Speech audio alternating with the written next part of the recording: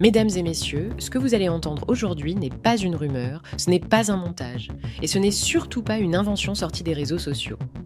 Le Bénin vient de franchir un point de non-retour. Pour la première fois depuis l'arrivée de Patrice Talon au pouvoir, une partie de l'armée se lève ouvertement contre lui, accuse son régime de dérive grave et appelle la population entière à se soulever.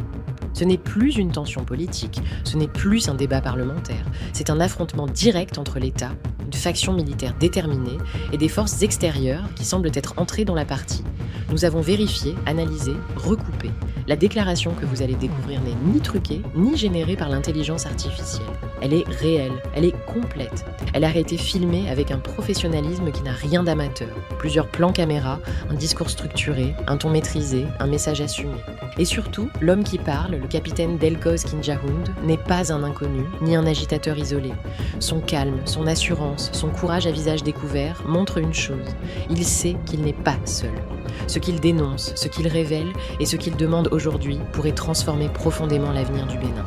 C'est un choc politique, militaire et géopolitique qui secoue tout le pays. Et maintenant, pour que vous compreniez la gravité de ce moment, pour que vous entendiez chaque mot, chaque accusation, chaque appel qu'il lance, nous allons écouter un extrait de sa déclaration complète, un message qui dure 47 minutes. Chers compatriotes, aujourd'hui,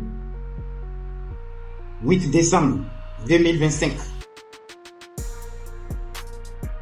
20h00, heure béninoise, le cœur lourd, mais l'esprit lucide, je prends la parole pour dénoncer avec véhémence les dérives d'un régime qui, sous les apparences d'un loup repenti en Ayo en 2016, a plongé notre cher Bénin dans une nuit d'intimidation, de régression démocratique et de complicité avec l'ennemi.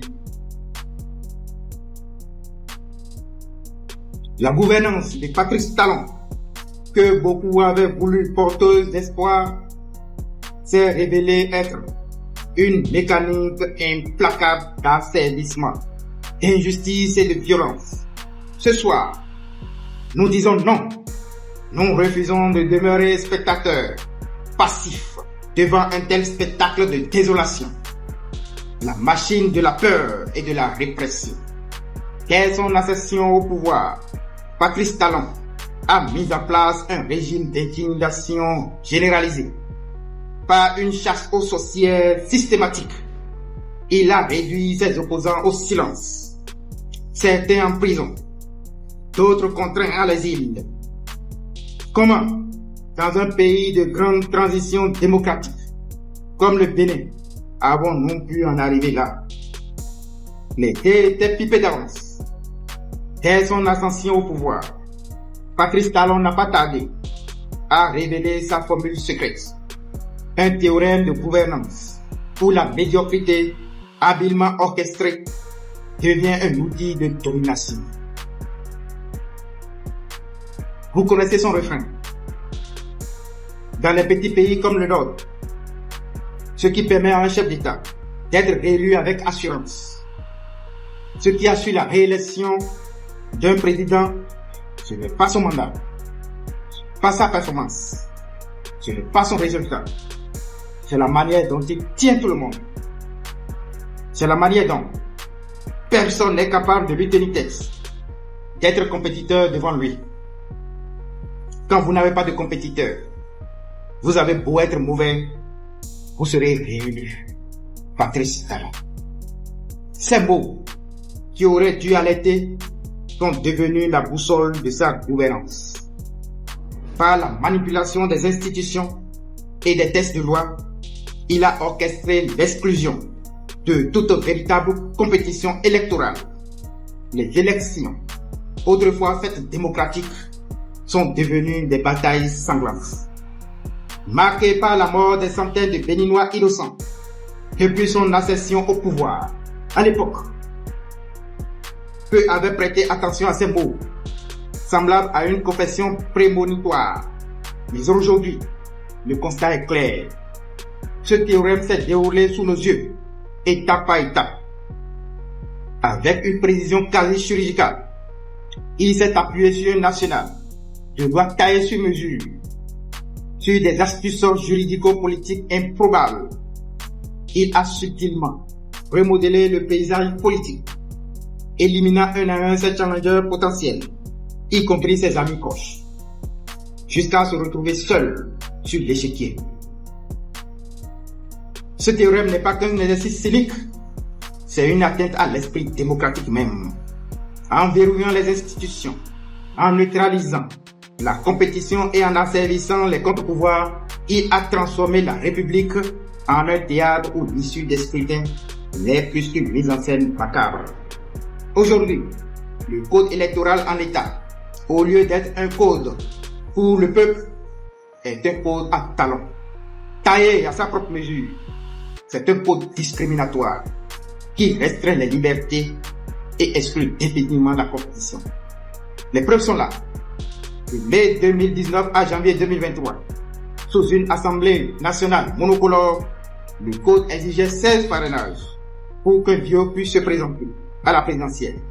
Cette disposition a permis à Patrice Talon d'être réélu en 2021 sans compétition. 2023, dès l'entrée des démocrates à l'Assemblée, ce même code a été brusquement modifié, une fois encore adapté aux besoins du pouvoir. Le nombre de parrainages a été porté de 16 à 28, soit exactement l'équivalent du nombre de députés de l'opposition.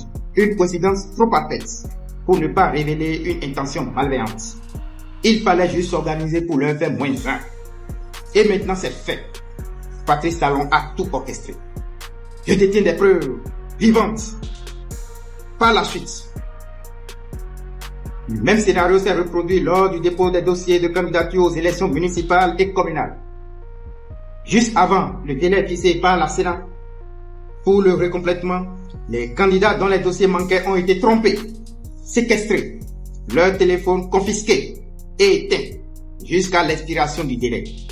Piège tendu aux démocrates. Vous connaissez la suite. Démocrates éliminés.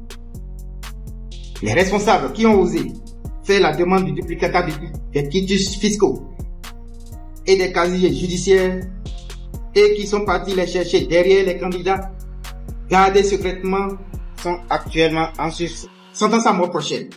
Ils dictent une nouvelle modification de la Constitution où il enterre définitivement la démocratie et instaure un Sénat constitué de personnes non élues et qui ont plus de pouvoir que toutes les personnes élues, y compris le chef de l'État lui-même. Institution qu'il compte diriger une fois quitté le palais. Sous Talon, il y a eu 5 assauts contre notre Constitution. En 10 ans, chaque initiative qu'il a entreprise a toujours reflété ses ambitions personnelles du moment. Parcourez les différents tests et vous verrez. Avec cette dernière, il a confisqué implacablement le pouvoir et ceci jusqu'à sa mort. 2019, 2021 et maintenant 2025, le peuple béninois est encore confronté à la ruse, à la perfidie d'une seule et même personne. Patrice Talon. Sur le plan économique, les entreprises d'État, fruits de décennies de labeur de nos pères, ont été bradées à son profit, transformant l'économie nationale en un vaste champ d'accaparement. Patrice Talon s'est accaparé pour son compte personnel de toutes les richesses du pays. Qui peut rivaliser aujourd'hui avec Patrice Talon dans les domaines des affaires? Qui peut se prévaloir d'être un homme d'affaires prospère? Qui connaissez-vous officiellement aujourd'hui au Bénin que vous pouvez pointer du doigt et affirmer que c'est un homme d'affaires millionnaire? Et je ne parle pas de milliardaires. Ils ont été tous dépouillés, réduits au silence et évincés par des moyens douteux. La réalité est claire. Certaines grandes entreprises publiques ou privées jadis florissantes, Sonabra, Onaza, Cotet, Sobema, ont été placées en liquidation ou dissoutes entre 2016 et 2025. D'autres, Common Kajaf, Socotra, la Gazelle du Golfe, pour ne citer que celles-là, ont suivi des saisies et des suspensions. Leurs employés, par milliers, jetés tous à la rue, leurs familles sacrifiées. Pendant ce temps, le peuple, lui, s'enfonce dans la pauvreté. Patrice Talon nous demande clairement et cyniquement de serrer la ceinture. Le moment est venu de regarder la vérité en face, de nous libérer du djung de l'oppression économique et sociale et de réclamer avec fermeté la dignité qui nous revient. Le Bénin, notre cher pays, terre d'espoir et de bravoure, est aujourd'hui pris en otage par un système qui étouffe ses citoyens. La question n'est pas seulement de savoir qui gouverne, mais surtout comment nous sommes gouvernés. Permettez-moi d'illustrer cette vérité par des faits incontestables. L'industrie pharmaceutique, le coton, les intrants agricoles, le cajou, le soja, notre faune, pour ne citer que ceux-là, des secteurs entiers de notre économie, vitaux pour notre souveraineté nationale, ont été bradés au profit d'intérêts étriqués et purement personnels. Le coton et les intrants agricoles, est-il besoin de rappeler à quel point ce secteur est contrôlé par le capitaliste sanguinaire Talon? Au premier jour de sa mandature en 2016, l'une de ses premières décisions marquantes a été le prélèvement de 12 milliards de francs CFA décaissés dans le coffret de l'État pour sa poche, suivi immédiatement de la privatisation à 100% de la filière coton au profit de sa société Sodeco et l'éradication définitive de la Sonapra. Aujourd'hui, il ne se contente pas seulement de dominer la production et le commerce. Il contrôle la location des moyens de transport et même le carburant destiné aux véhicules qui vont chercher les récoltes dans les champs. Résultat, lui, il est multimilliardaire et les cotonculteurs, eux, restent parmi les plus pauvres de notre nation. Le cajou et le soja, il a lui-même envahi ces secteurs ces dernières années et chassé tous les hommes d'affaires qui s'y rôdent. Des routes ont été barricadées pour cette cause avec de grosses pierres.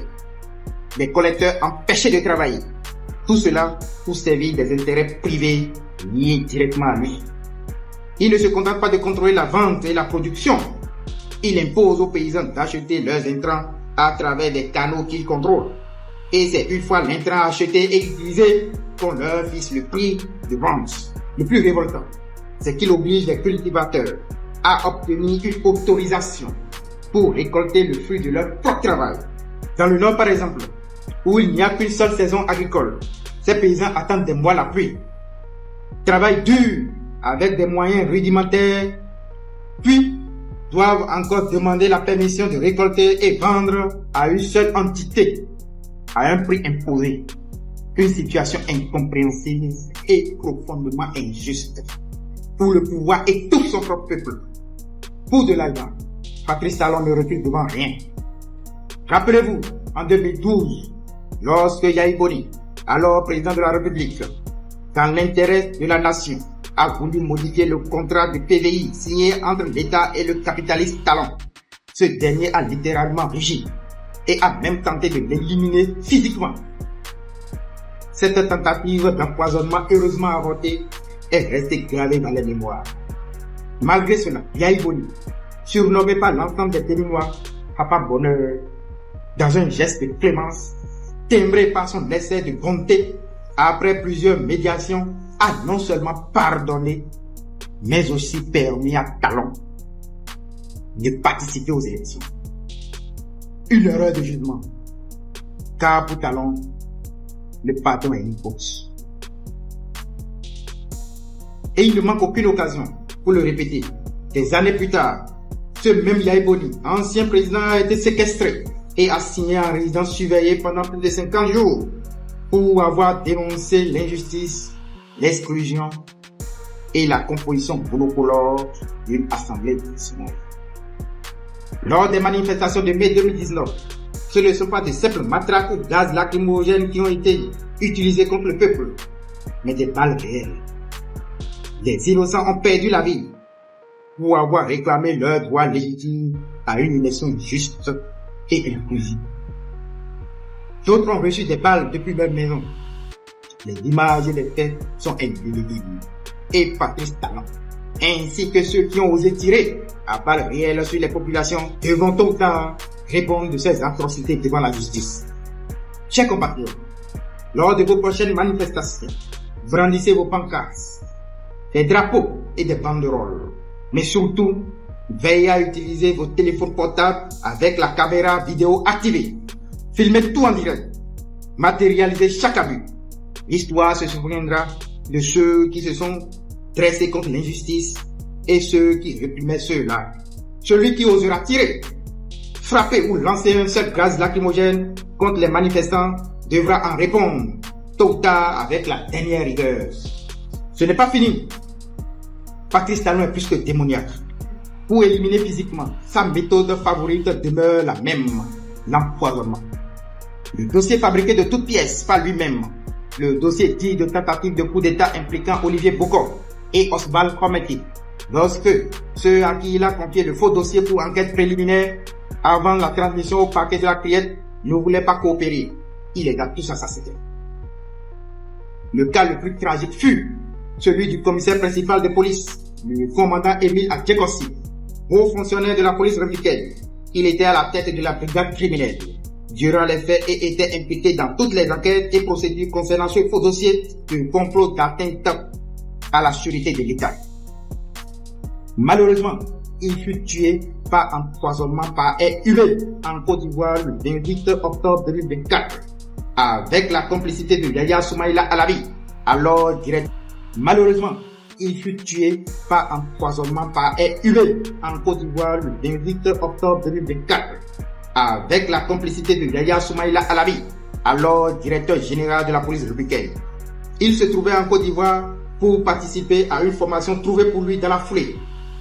Aussitôt descendu de l'avion, il fut conduit dans sa chambre d'hôtel déjà réservée pour lui. Il décède la nuit.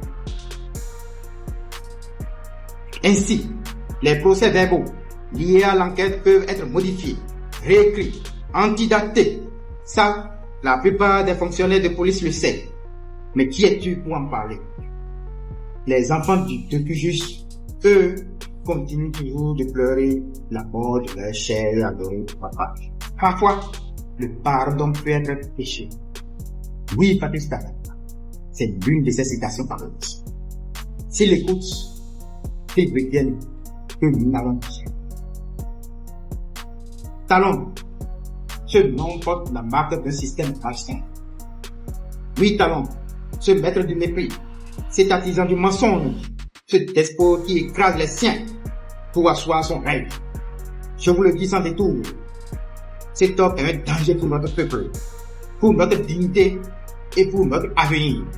Il a trahi ses proches, manipulé ses alliés et utilisé les lois comme des armes contre son propre peuple. Sous son magistère, le Bénin a perdu son âme, celle d'une nation moderne en matière de démocratie en Afrique. Il est temps de dire stop, de mettre un terme à cette phase qui nous a délié une brime. L'heure de la vérité est venue, compatriotes. L'heure de la révolution, de la justice et de la liberté a sonné. Chers compatriotes, le terrorisme au Bénin n'est pas un mal qui surgit de nulle part. L'histoire, malgré ses silences, est là pour nous révéler des vérités que des démagogues, orateurs habiles, sophistes et illusionnistes comme Léandre Mbodi choisissent de travestir ou de passer sous silence.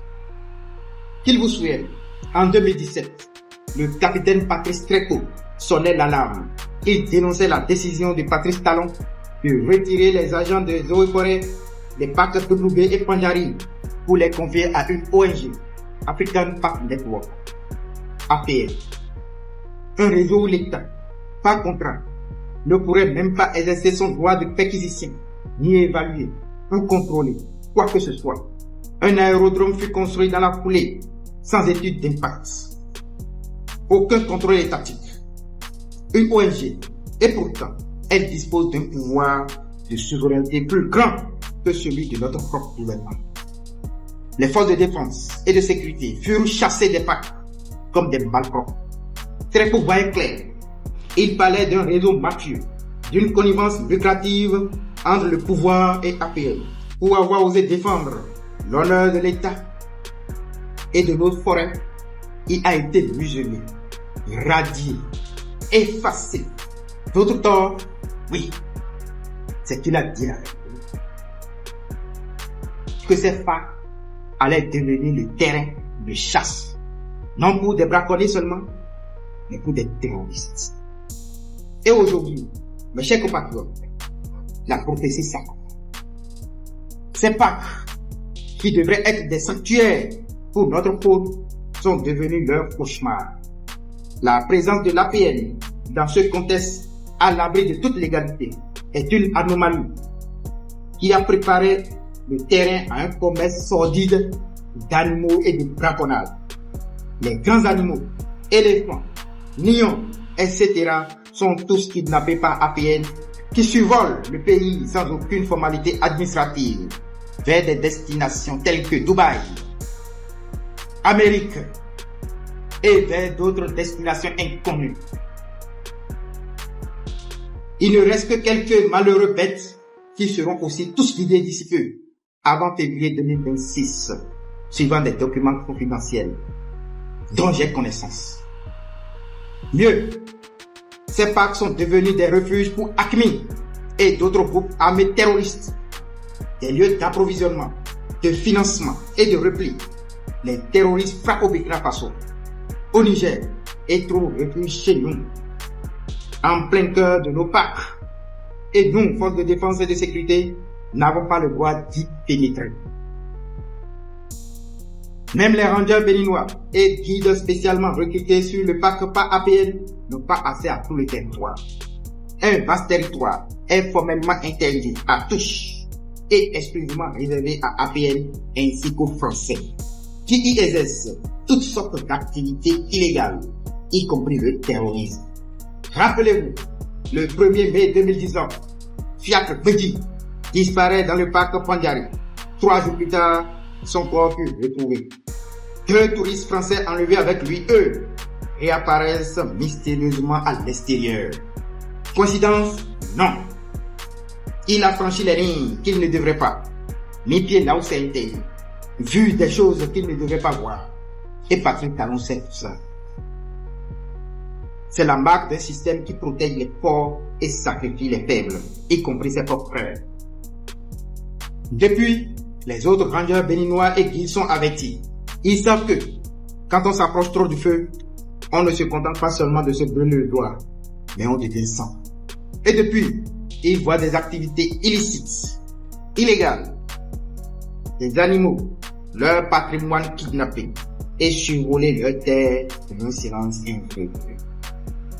Voilà la vérité, chers compatriotes. Retenez bien votre souffle.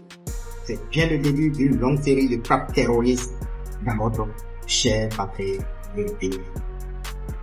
Ce qui se passe dans nos parcs nationaux n'est pas un simple problème de gestion ou de gouvernance. C'est un schéma complexe et ambigu.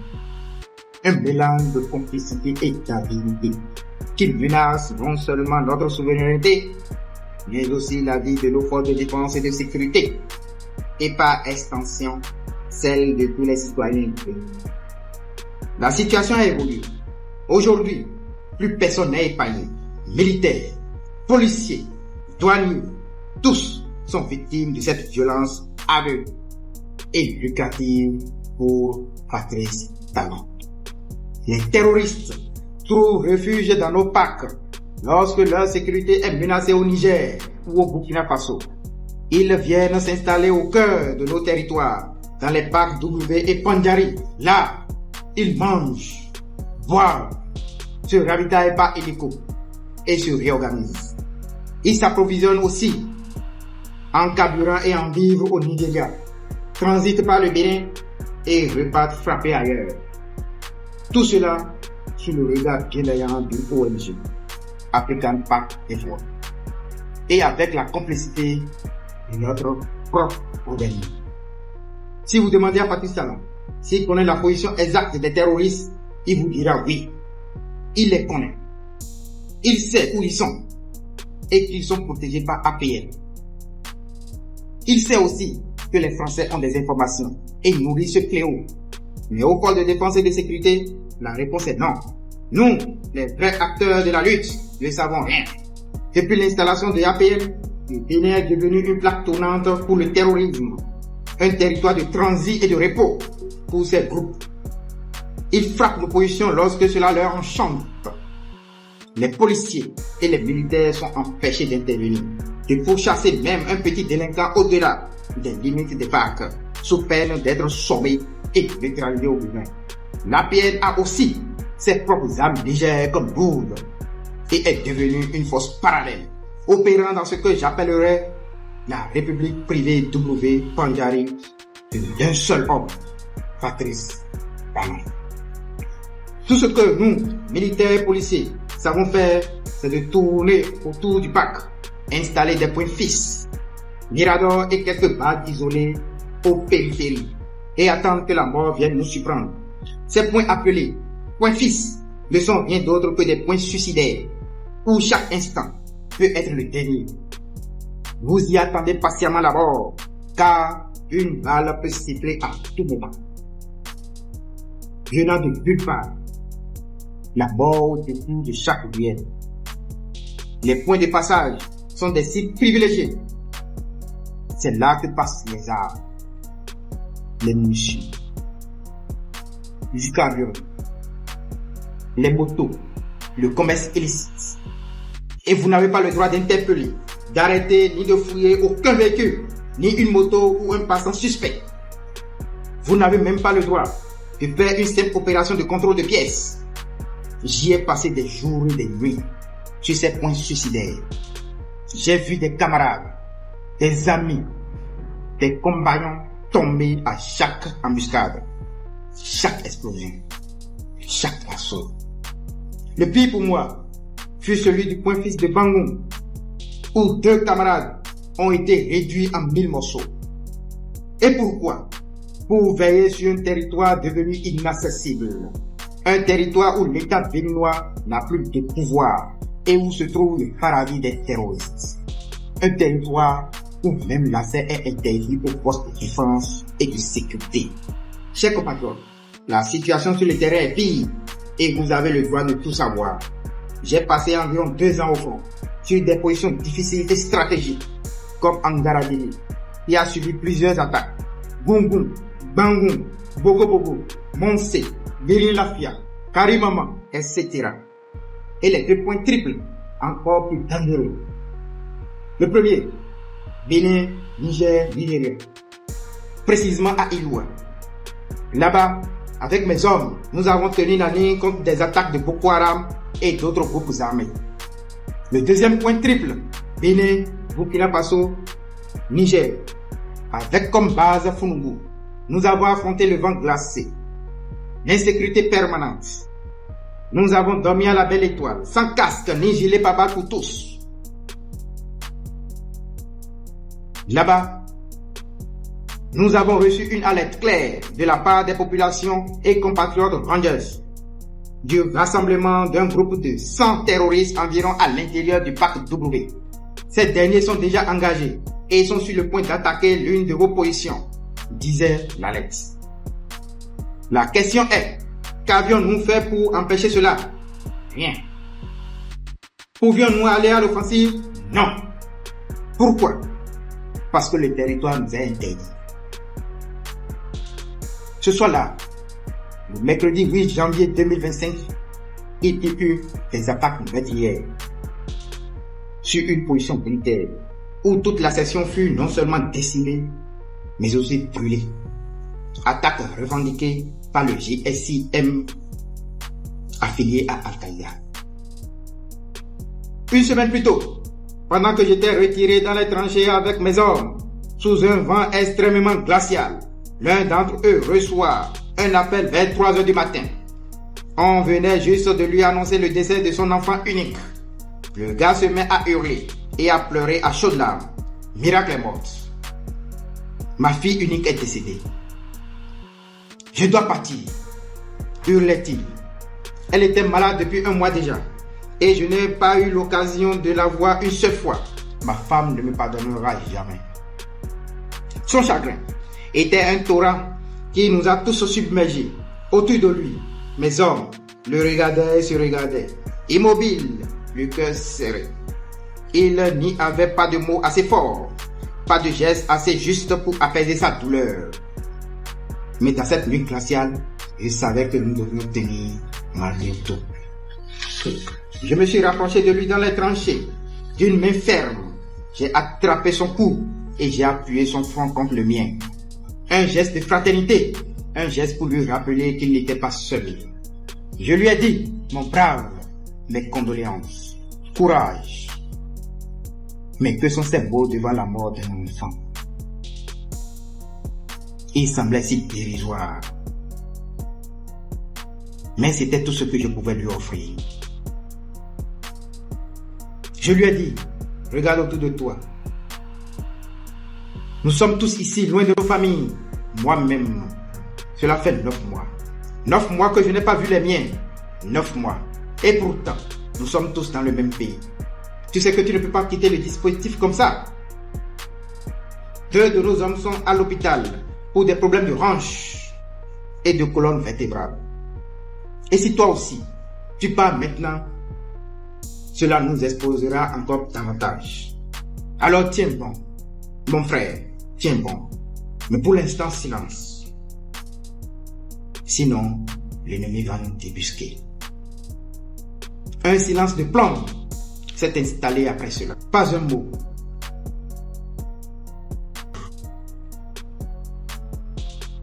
Nos regards se croisaient, chargés de chagrin, mais aussi d'une résolution inflexible. Lorsque nous avons été enfin relevés, après plusieurs semaines de ce calvaire sur cette position, je l'ai convoqué. Je lui ai donné la permission.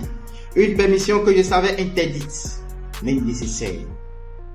Je lui ai dit, rentre comme un vrai combattant. Va voir ta femme. Va dire adieu à ta fille. Reviens-nous quand tu pourras. Avec un léger sourire au coin de ses lèvres, il m'a fait un dadavouille sec, suivi d'un demi-tour en coin. Il est parti ce jour-là comme un homme brisé, mais déterminé. Il a traversé les lignes comme s'il affrontait le monde entier pour aller retrouver ce qui restait de sa vie. Ces instants dans les tranchées et sur le terrain, mes chers compatriotes, ne sont pas seulement des histoires. Ils sont la vérité de ce que vivent nos soldats. Ce sont des sacrifices invisibles, les drames silencieux, qui façonnent leur courage. Ils donnent tout, leur temps, leur cœur, leur corps, pour une mission qui dépasse leur propre existence. Au groupement spécial, polyvalent et d'intervention, par exemple, nous avons défendu des unités isolées, avec des moyens dérisoires. Chacun soignait ses blessures et ses maladies à ses propres frais.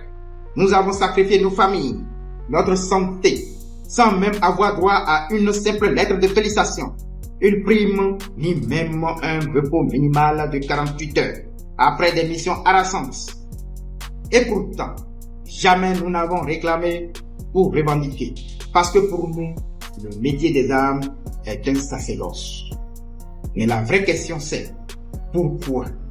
Pour satisfaire l'avidité d'un président qui a vendu notre souveraineté et sacrifié nos forces de défense et de sécurité pour un business lucratif.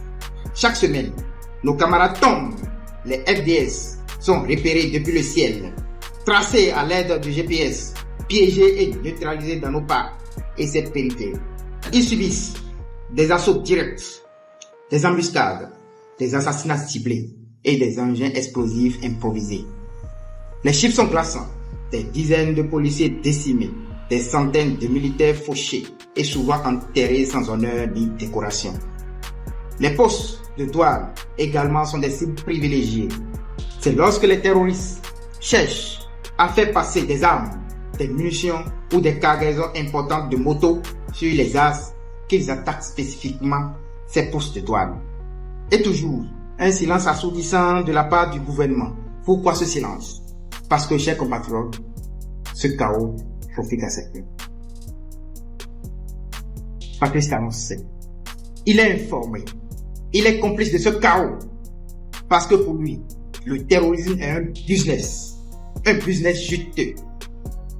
Une manière de maintenir son pouvoir et son influence à travers des accords opaques et des compromissions avec des acteurs étrangers.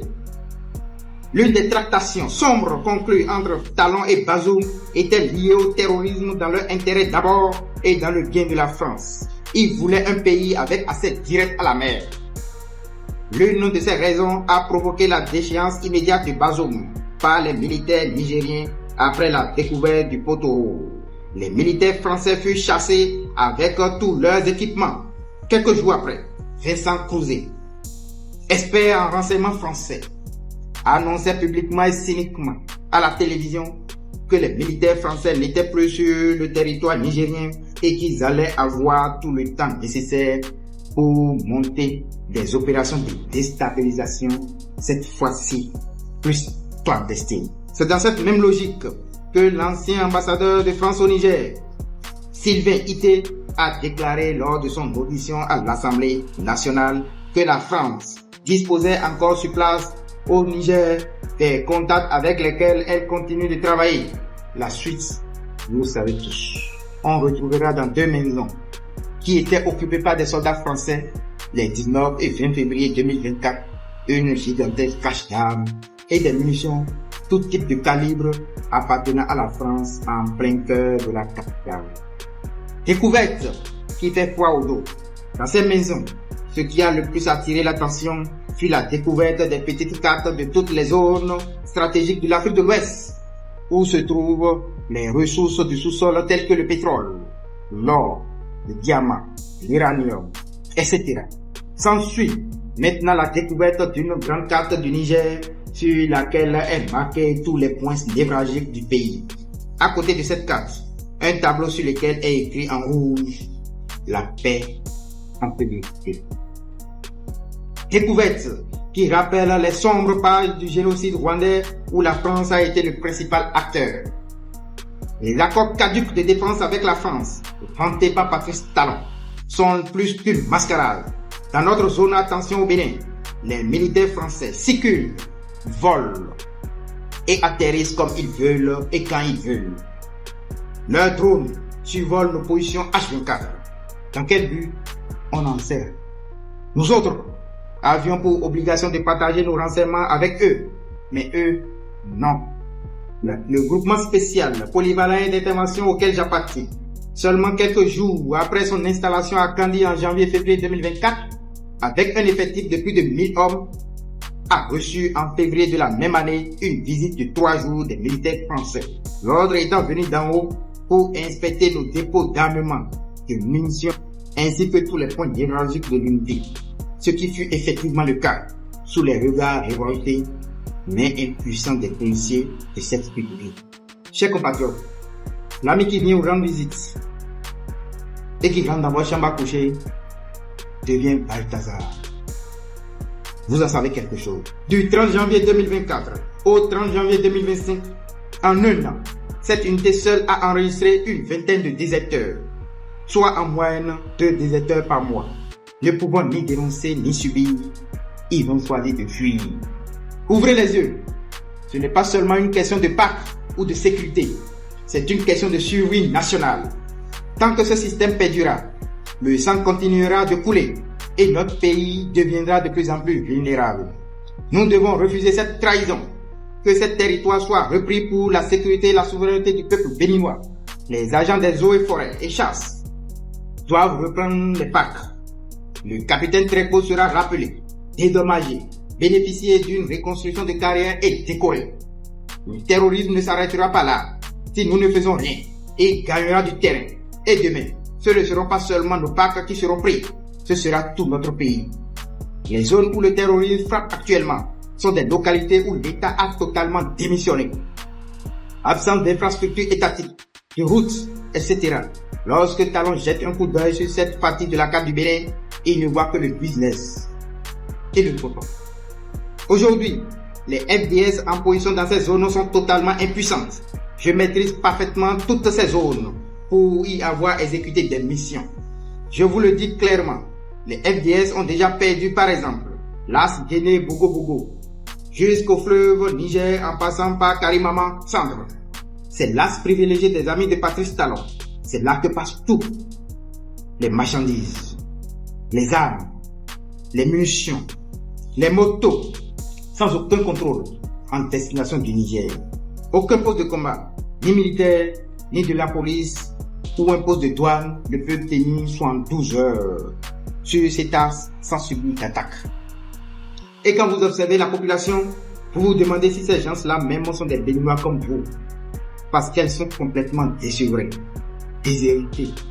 L'État a démissionné et c'est les ONG internationales qui ont pris le relais.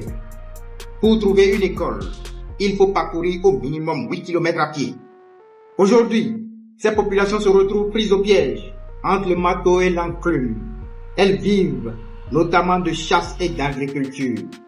Dans les brousses, lorsqu'elles voient les terroristes et viennent dénoncer, elles sont ciblées après par les ennemis et égorgées vifs, un à un. Lorsqu'elles ne disent rien, l'armée dénonce un manque de collaboration. Ces populations préfèrent désormais l'indifférence. Dans cette indifférence de collaboration, elles vivent dans leur fort intérieur le stress permanent et l'angoisse totale.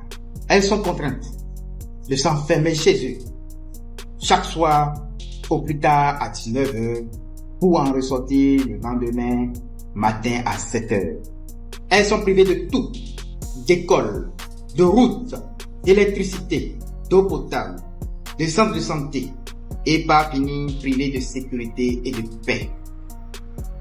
Et pourtant, 95%, sinon 100% des chiffres d'affaires de Talon viennent de ces lieux. Le Bénin a basculé.